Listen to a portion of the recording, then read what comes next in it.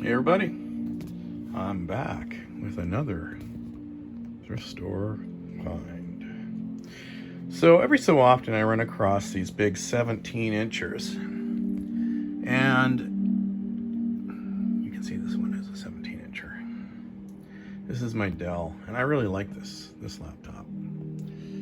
It's fairly thin, fairly modern. Man, it's big. Then you come across these, and this one was cheap.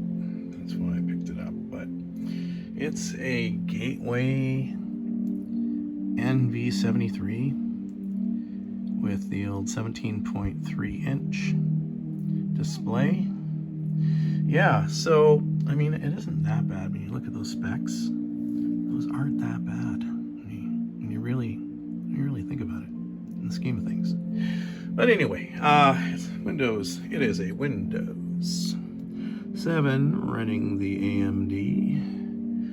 And oh, look, it's got Dolby sound. Nice. Well, it's ready for playing DVDs, obviously. And it does. It has a DVD player, which we'll get into the specs in a second here.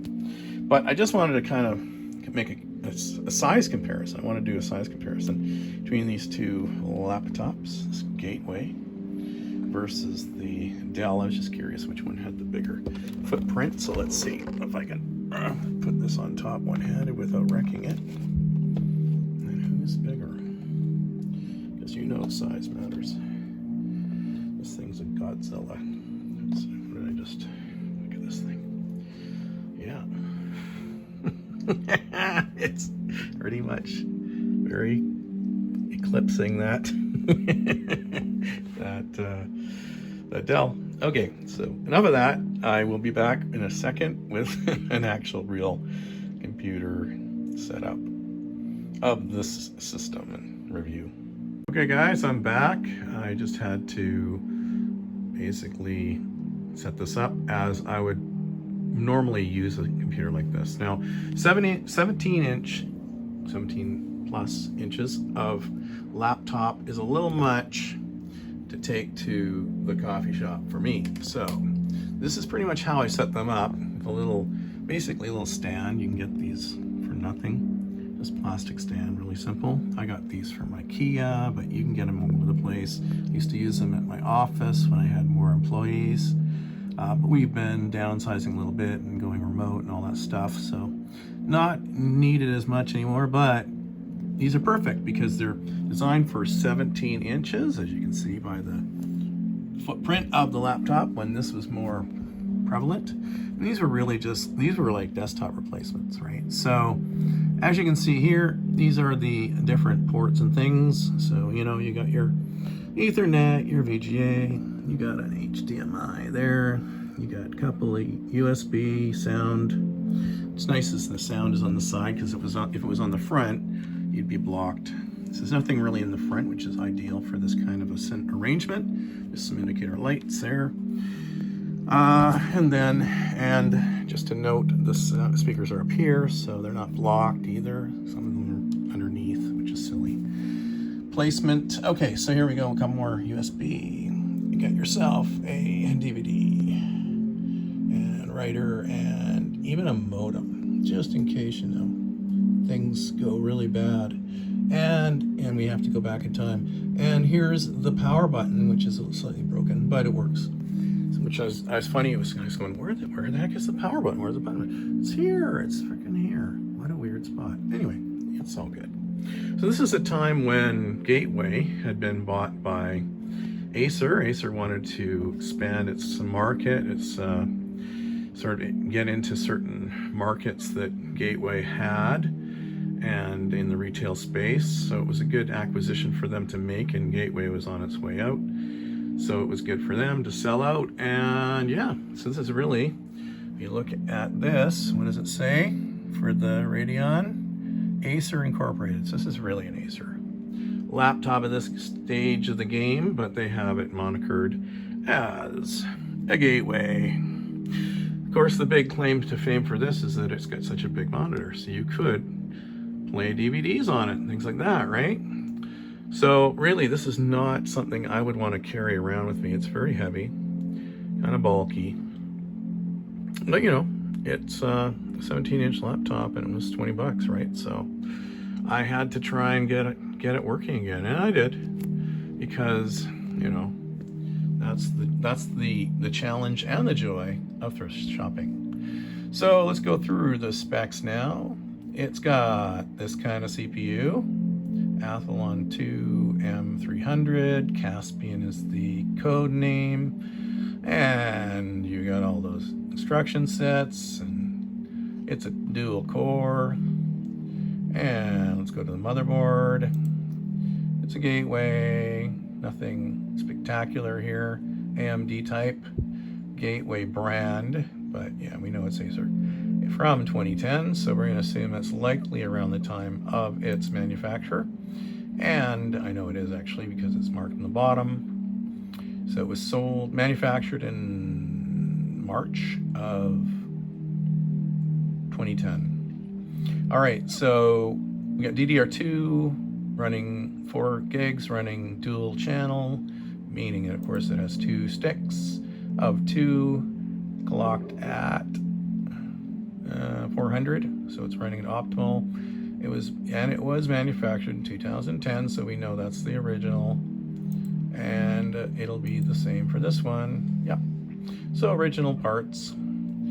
Yeah, here's the Radeon 4200 series, running a whopping 256 megabytes of video RAM. So we're going to see how that actually performs in the benchmark, the Nova Bench. Swinging over here, we can, well, let's go over here to the old Windows 7 specs. There you go, that's what it's got. And of course it says what it has there. And we can go into the index, and it's not doing well in the graphics department as we would expect. So yeah, we'll find out if this thing does, but that's kind of par for the course with these type older systems. Just want to check here, the device manager is clear, so that means all the required drivers are installed. So swinging over here, we get the summary. So there's your summary and the temps. Now already this thing is running at 50 degrees centigrade at doing nothing. So it's an AMD. That's all I'm going to say about that. And otherwise the hard drive's running at a decent temperature, and we have everything there that we've seen in the other presentation, but I usually just like to have that open just to check the temps. And yes, it's an AMD, it's running hot.